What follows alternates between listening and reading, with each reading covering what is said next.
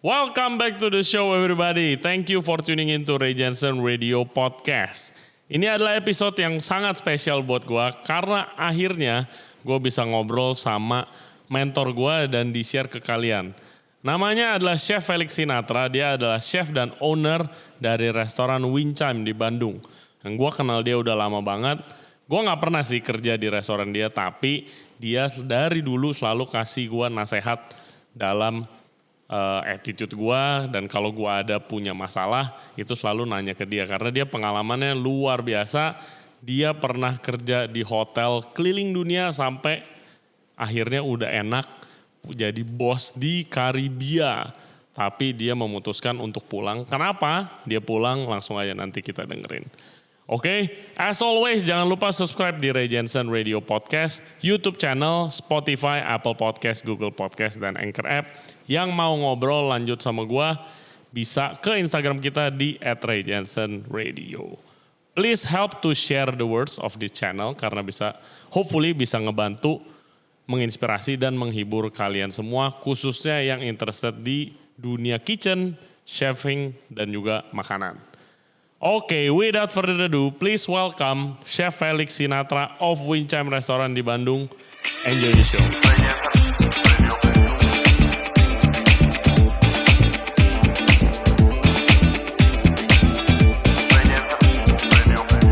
Hello everybody, kita sekarang ada di Winchime di tempatnya Chef Felix Sinatra. How are you, Chef? Very good, thank you. It's so good to see you again. Kalau teman-teman gua itu, I always say you are one of my mentor, even though I never work for you. So you always give me advice, very good advice, and you are one of my biggest influence. So thank you for your time. Thank It's really you. good to see you again. Udah lama banget kan? Yeah. Nanti, so kenapa Chef Felix ini salah satu orang yang paling gua respect, khususnya chef di Indo. Nanti you will know why, he got an amazing story, dan kita semua bisa belajar dari dia hopefully. So Chef, are you ready? Yeah. I'm ready. Boleh ceritain dulu gak Chef untuk konsep Winchime sendiri, konsepnya seperti apa, di mana basically jualan biar orang datang ke sini. Basically kita konsep tadinya kan casual dining. Cuman saya lihat di Bandung waktu itu market untuk fine dining belum ada. Jadi saya cobain bikin fine diningnya gitu. Dan puji Tuhan jalan sampai saat ini. Waktu kayak ngomongin fine dining, waktu itu tahun berapa? Terus habis itu orang Bandung sendiri gimana lihatnya? Kalau emang jadi salah satu yang pertama kan pasti banyak. Waktu itu mobil yang pertama juga enggak. Kalau waktu itu udah ada beberapa, satu dua fine dining yang udah ada di Bandung waktu itu. Cuman tahun 2005 kita mulai buka waktu itu dengan konsep yang sedikit aneh. Ya, dengan tanpa saus, dengan tanpa sambal. Nah, itu yang bikin sedikit heboh karena tanpa saus dan sambal mereka rada bingung juga untuk satu restoran tanpa saus dan sambal gitu. Sering dibilang itu dong, wah ini sombong banget nih chef ini. Ya, itu mereka bilang, bahkan ada beberapa teman saya yang taruhan bahwa Winchime akan bertahan di Bandung berapa lama gitu. Paling 3 bulan udah bubar kalau dengan konsep kayak gitu. Buktinya sampai sekarang kita masih survive. Yes. Dan terus yang masalah sambal sama saus tomat itu saya punya cerita chef. Kemarin saya podcast sama namanya Kang Seto. Dia parti gastronomi, dia itu dosen antropologi, tapi passion di food gitu. Dia sering travel, research soal masakan Indonesia khususnya. Terus kemarin podcast, terus dia cerita. Saya bilang saya mau ketemu Chef Felix besok. Wah, ada cerita dulu anniversary dinner di Winchime katanya. Terus habis itu makan pesen steak, minta sambal sama saus sebelum dicobain. Terus chef keluar katanya nanya ada masalah apa sama saus saya katanya. Tapi di situ dia bukan komplain, dia cerita baru dia bilang iya ternyata susah masak saus itu, makanya sayang kalau dikasih sambal. Ya mereka banyak nggak ngerti bahwa kita bikin saus kan bukan instant. bukan dari powder terus just tambah air terus that's it, jadi demi itu. It takes hours, man. Yeah, it takes hours, even days, gitu loh untuk bikin just basic stock gitu. Kan banyak orang mereka nggak ngerti, mungkin mereka nggak tahu kita bikinnya kayak gimana. Untuk educating the market, pasti kan banyak challenges ya. Betul. Misi kita tadinya juga memang begitu untuk educate people untuk how to eat well, how to eat properly. Cuman nggak gampang. Iya. Nggak gampang dengan kata lain bahwa banyak orang yang the haves, ya, yang have money, they don't want to be teach. They don't want to be educated. That's the problem. Karena punya uang. That's it. And then they expect they think they can do whatever they want as long as you got money and then I pay and I can do whatever I want. But you don't know how to enjoy. You don't know how to eat properly. That's the problem. Ya. Jadi saya ambil contoh. Okay, foie gras. Mereka can afford, tapi mereka belum tentu bisa enjoy. Karena saya coba berapa kali kejadiannya foie gras kita cuma fancier, so its volume is there, and they say they don't want it. Why? Because they want crispy. Crispy foie gras. Yeah, crispy foie gras. So they send it back to the kitchen. I got no problem. I just cook it the foie gras until crispy. Small, thin. Yes, thin and small. Yeah. That's how they like it. So, Ya, menyesuaikan. Yes. As long as they pay the bill, who cares? I care. But you know, you want to pay, you want to cook, you want to eat like that. So Okay, so talk through your experience nih, mulai sekolah masak di mana dulu, terus habis itu pernah. Because I know you've been all over the world. yeah, all over the places. So. I started in here in NIE, and then after that I continued to Shatek in Singapore, and after that from there and then we started to work in hotels in Singapore, Bali, Perth, Australia, Freeport in Papua, Manado, and then in Miami. I also worked in Miami. Cruise line. I also worked in cruise line. Wow. Back in Australia, working in a catering company, and then restaurant, fine dining.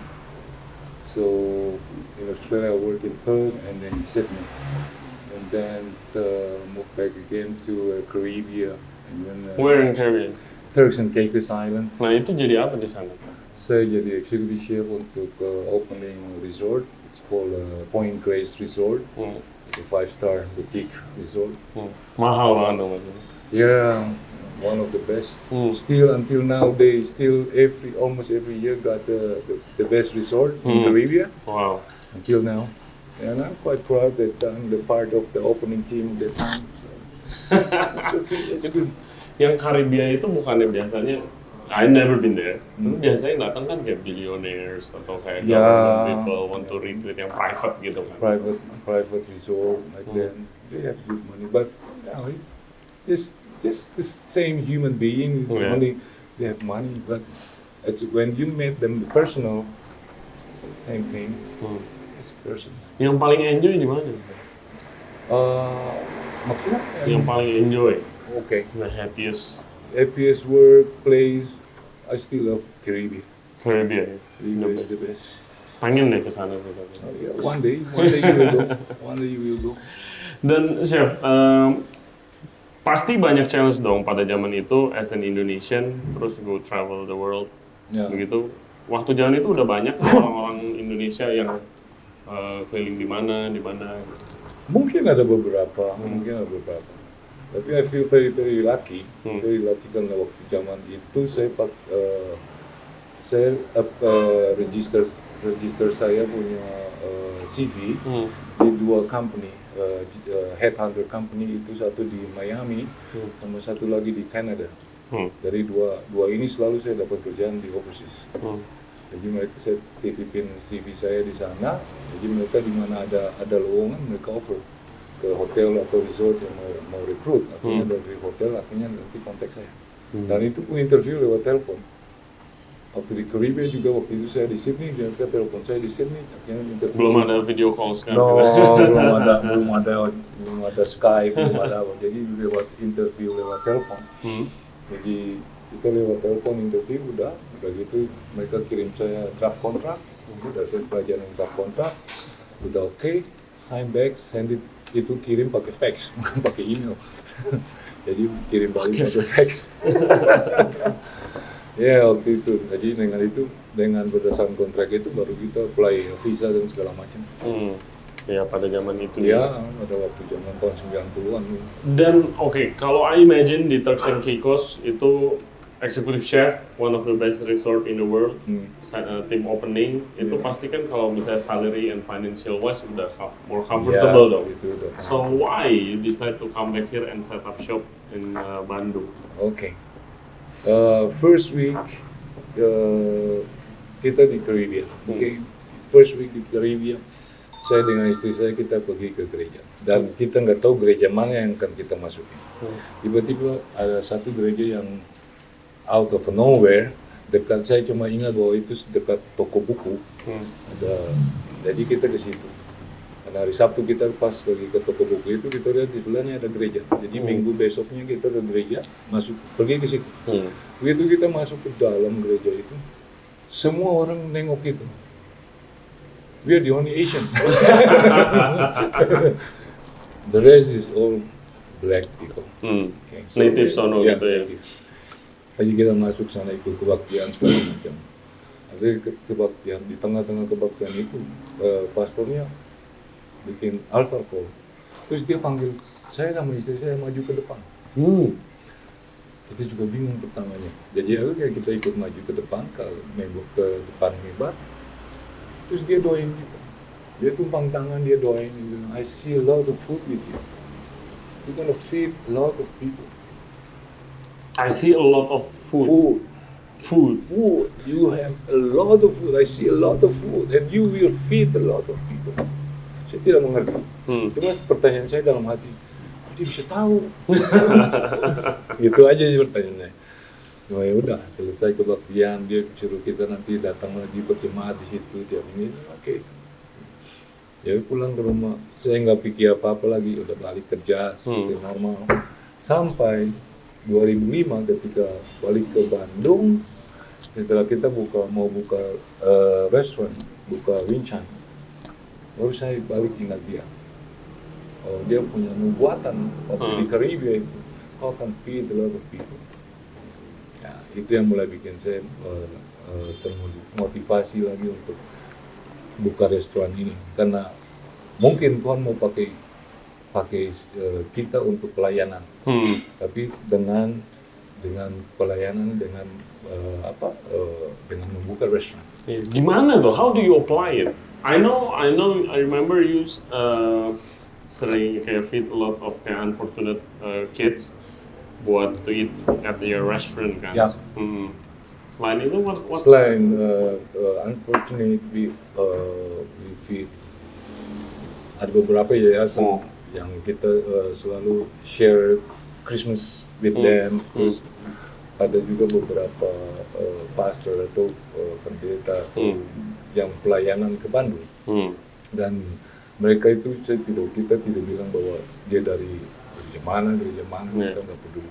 Yang penting mereka lagi pelayanan di Bandung, oke. Karena buat kita gini, dia feed jemaat dengan words of God, oke. Jadi kita pilihan kita feed him with the real food. Real food, okay. He give them spiritual food, we give him the real food. Cuman itu aja sih. Dan juga kan chef sendiri kalau saya lihat dari dulu tuh selalu prefer anak-anak muda. Ya kan, anak-anak muda. Saya juga ingat waktu pertama kali ketemu saya bilang, saya pengen kerja sama chef, dia bilang jangan. Ini kamu pajak Wincan itu buat anak-anak yang mungkin tidak punya akses ke lebih itu. Talk through us about that philosophy. Okay. Some of them is unfortunate. Some of them can afford to go to culinary school. So they go to a vocational school and that's it. Maybe their parents can afford to support them to go to academy or Yeah. culinary school, right? So the time when they stop at the culinary vocational school, and that's it. They start to work, Yeah. and then I recruit them. And then I recruit them. I train them, give them knowledge, give them skill, and they become who they are. Yeah. Ya. Oke. Itu tujuan saya itu aja sih, untuk share buat mereka punya hidup lebih baik nantinya. Terus ya pada zaman itu, I imagine di Bandung belum ada banyak yang cooking at the level that you are cooking gitu. Di Jakarta juga belum banyak waktu itu. Tapi untuk educating the young people to instill that in them, Yeah. how hard is it? It's hard at the beginning, but when you motivate them, and then you let them know that the food business or cooking or culinary is like fashion. It's always changing, Yeah. always develop, because you cannot just stay there with the same thing, same food style, same food, but you expect more, and then you have to develop yourself. Otherwise, you just left behind. Kecuali coklat lava cake. That's it. Best selling item everywhere. It's 2005, man. Until now, Coklat lava cake. yes, that's the best. Terus ya kalau dilihat dari staff nih yang coming through the ranks sekarang, zaman kan udah berubah kan. Dulu staff, I'm sure zaman chef coming through the ranks lebih apa ya, military lagi lah dibilang. Saya dulu aja udah begitu, tapi sekarang kan nggak bisa. Saya kalau pengalaman saya dulu saya staff salah order itu baby carrot, datangnya carrot biasa. Saya lempar satu doang, saya keluar ngerokok, saya balik kitchen udah kosong. Saya harus ya minta maaf kalau di sini kan nggak bisa begitu. Chef punya cerita-cerita itu nggak pada saat kejadian, misalnya kelepasan yang lagi marah, gitu, terus nggak terima atau jadi gimana staffnya? Oh, pernah ada kejadian ya waktu itu. Kejadiannya saya lupa kejadian asalnya itu apa. Cuma waktu itu saya hukum mereka berlima. Saya suruh mereka line up di depan kitchen. Saya bilang ke saya sendiri satu saya taking order saya masakin semua sendirian. Mereka saya suruh di luar. Kamu lihat itu. Distract. Jadi suruh mereka lihatin saya bikin sendirian. Saya bilang karena saya udah biasa dengan pressure dengan orderan banyak, kok bisa sendiri, kok bisa running around, bisa buat gitu loh. Karena kadang-kadang kalau nggak salah waktu itu masa terlalu slow. Untuk slow. Jadi saya dari start mereka di luar saya bikin sendiri, mereka lihat. Saya bilang saya juga bisa. Cuman buat kalian punya speed harus ditambahin. Iya, mereka lihat dan mereka belajar gitu. Mereka belajar. Jadi pasti graduate-nya sekarang kalau udah graduate dari sini gitu, terus di mana-mana dong sekarang anak didik. Ada ya itu yang bikin saya senang. Saya bangga bahwa mereka akhirnya bisa jadi sampai, bisa jadi executive chef, bisa jadi pastry chef, bisa jadi sous chef, bisa ada yang punya usaha bakery sendiri, ada yang punya usaha pastry shop sendiri. This make me happy. Iya, nice. Karena itu yang bisa kamu kasih buat mereka, itu yang bisa kamu share buat mereka. Dan itu yang buat saya, money cannot buy that. Yeah, clearly money cannot motivate you. Yeah. So I want to talk to you about the moment waktu Winchine yang the original one itu close, yang sempat close kan berapa lama close? Close 3,5 tahun. 3 tahun dari setengah. tahun 2013 sampai 2016. 2016. Yeah, dan I have a similar experience.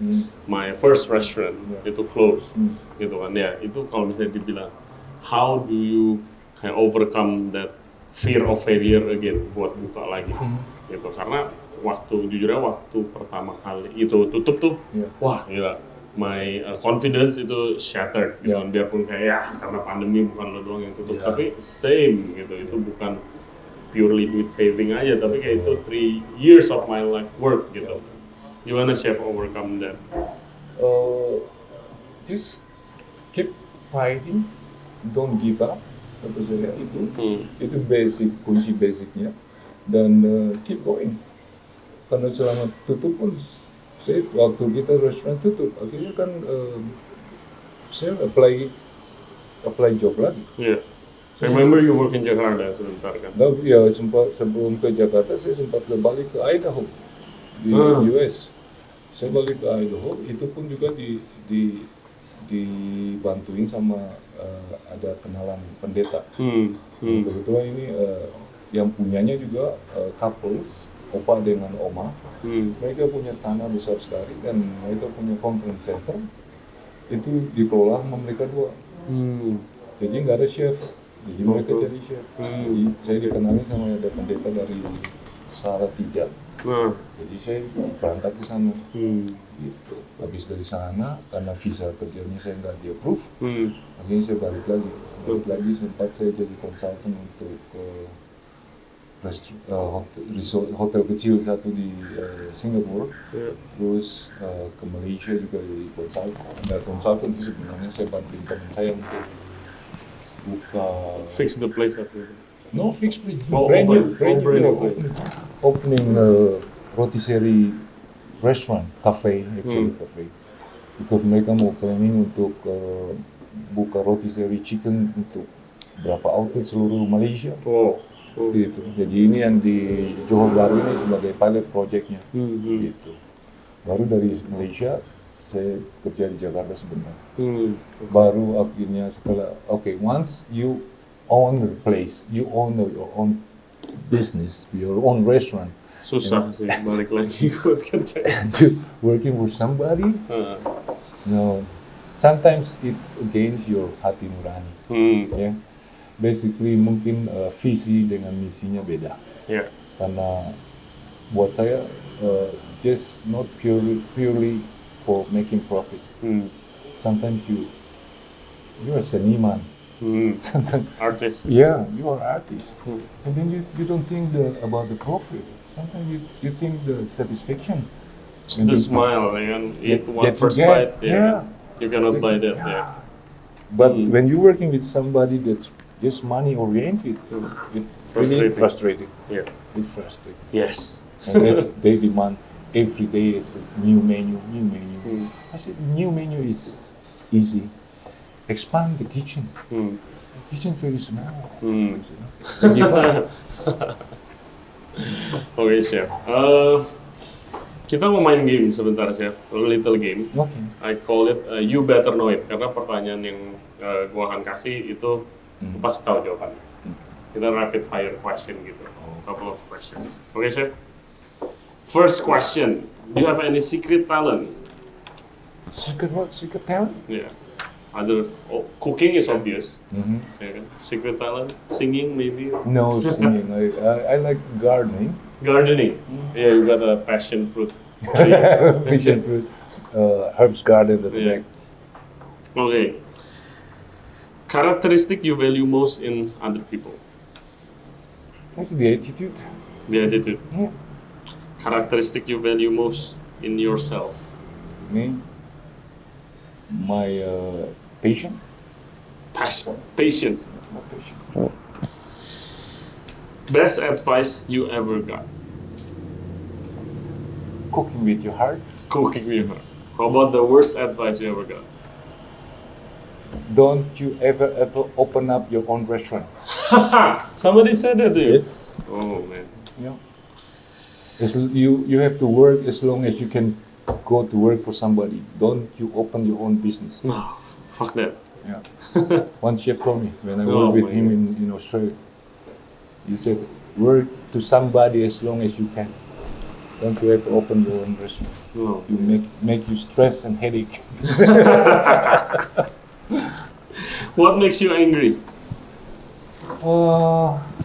When you give the instruction and the instruction doesn't work. Okay. Best meal of your life? For me, it's very simple. As long as there is a sambal. Padahal rasanya nggak ada sambal. Iya, lidah nggak bisa susah That's diubah. it. Lidah. We grew up with sambal. You know? Most embarrassing moment in the kitchen. Okay. That's the one. I put the cayenne pepper instead of paprika powder. Where is it? It's spicy, don't it? It's very spicy. Di sini? No. No. In Australia. Okay, last one. If you weren't a chef, what would you be? If I won't be a chef, You are not a chef. What would you be? maybe fisherman. Fisherman. Yeah. Well, Chef Felix Sinatra, thank you very Thank much. you. Thank you very much. I really appreciate the time Thank you for and coming. your wisdom again, as always. Thank you. We wish you all success Thank for you. Winchime and yourself and the family. Amen. Thank you. Thank you very much, guys, Thank you. for listening to our podcast today. Jangan lupa like the video; it will really help us a lot. Subscribe to Ray Jensen YouTube channel, Ray Jensen Radio Podcast, juga ada di Instagram, so you wouldn't miss of all of our updates. Okay. Follow juga Instagramnya Chef Felix, Felix Sinatra. Nanti gue kasih description-nya. Yang di Bandung atau lagi mau jalan-jalan ke Bandung, jangan lupa makan di Winchime. Untuk ini, just DM Chef Felix and reserve the place. Oke, kita juga ada di Spotify, Apple Podcast, Google Podcast, dan Anchor. Thank you very much. We'll see you next time. Bye bye. Thank you, sir. Thank you Thank very you. much. Yeah.